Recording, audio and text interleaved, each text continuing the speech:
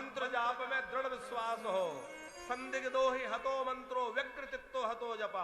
अब आप जप कर रहे हैं और मन बार बार इधर उधर भाग रहा है, तो व्यग्र चित्त होकर जप करेंगे तो उसका फल ठीक से नहीं मिलेगा।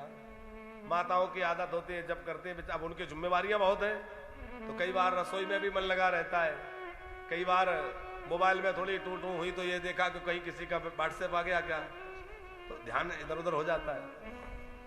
लेकिन हम आपसे निवेदन करें कि जब भजन करो तो कुछ समय ऐसा निकालो कि केवल भजन करो, थोड़े देर के लिए।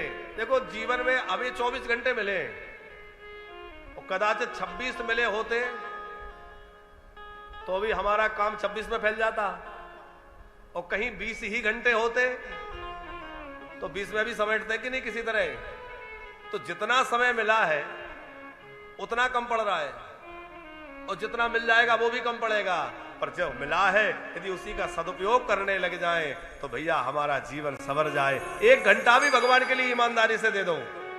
ईमानदारी से देने का मतलब समझ रहे हैं? वो 1 घंटा केवल उनके लिए हो, उसमें चिंतन भी उनका, मनन भी उनका, स्मरण भी उनका, नाम भी उनका, कीर्तन भी उनका, उसमें और कोई चर्चा नहीं, और कोई चिंतन नहीं, और कोई विचार नहीं, केवल वो उनके लिए। कई लोग कहते हैं ना महाराज जी क्या करें, मरने की फुर्सत नहीं है, आप भजन की बातें करते हो। अच्छा मरने की फुर्सत नहीं, फिर कोरोना में फुर्सत मिली थी कि नहीं? जो लोग कहते थे मरने की फुर्सत नहीं, वो कोरोना के काल में कैसे दुबक गए हैं? और भगवान के पास तो सारी विद्याएं हैं, वो ऐसी व्यवस्था भी कर दे, घर में ही बैठे रहो।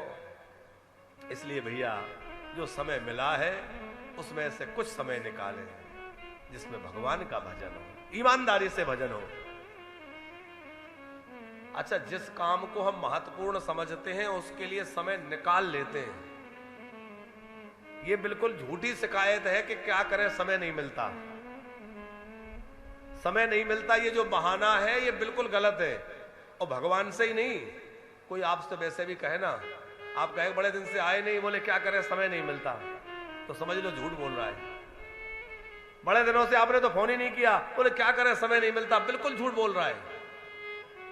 ऐसा हो ही नहीं सकता समय नहीं मिलता, क्योंकि जिस दिन काम पड़ेगा तो सारा समय मिल जाएगा कि नहीं मिलेगा? जब उसको काम पड़ेगा तो आने का भी समय मिल जाएगा, फोन का भी समय मिल जाएगा। अरे बात ये है नहीं है कि समय नहीं मिलता, बात यह है कि उसने आवश्यक नहीं समझा। जिस दिन आवश्यक समझेगा कर लेगा। ठीक वैसे ही जिस दिन आप भगवान के भजन को आवश्यक समझेंगे तो आपको निश्चित समय निकल आएगा और निश्चित भगवान का भजन हो जाएगा। साहब ये बहानेबाजी है।